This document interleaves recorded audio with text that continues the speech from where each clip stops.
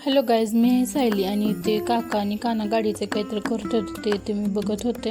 आणि त्यानंतर ना मी दुपारी ते फॅन घेऊन बसलेले होते. फॅन लावला कारण की खूप जास्त ऊन वाढले आणि त्यामुळं लाईट ही सारखी जाते म्हणून मी फॅन आणलेला होता बाहेर. तर यामध्ये ना खूप जास्त आवाज दिलेला म्हणून मी ते बघितलं तर यामध्ये ना अंगठी अडकलेली होती. कोणाच तर घरातलीच असेल कोण आहे तर, पण कानाचंच खोडे असेल हे असं वाटतंय. आणि ते मी अंगठी काढली तर मग नंतर ना आवाज यायचा बंद झाला. हे माझी क्लिप खूप जुनी आहे, 2-3 दिवस म्हणजे जुने. मी व्हिडिओ टाकले नव्हते त्यामुळे खूप जास्त क्लिप पेंडिंग पडलेले आहेत. तरी ते मी संध्याकाळी ढोकळा वगैरे करायला घेतलेला होता. आधीही मी एकदा ट्राय केलेला आहे, पण हा सेकंड टाईम ट्राय केलेला होता मी.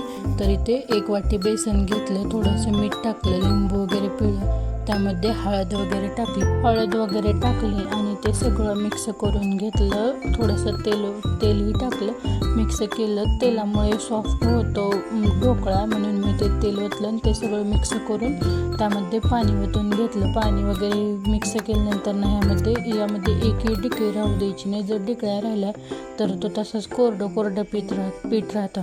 इथे मी इनो टाकून घेतला आणि त्यानंतर ना मिक्स करून घेतलं. मिक्स केल्यानंतर ना मी त्याआधी एक डबा तयार करून घेतलं होतं तेल वगैरे लावून. मग त्यामध्ये सगळं बॅटर ओतलं आणि स्टीम व्हायला ठेवला ढोकळा. परत इथे तडका तयार केलेला होता मी.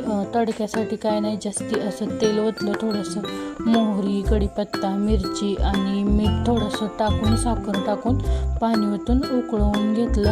हा खूप म्हणजे साधा तडका आहे. मी हाच करते काय, म्हणजे 2दा ढोकळा केला त्यावेळेस मी याच प्रकारे तडका दिलेला आहे. म्हणजे पाणी तयार केलेलं होतं त्याचं आणि ते पाणी ओतून उकळवून घेतलं छानपैकी.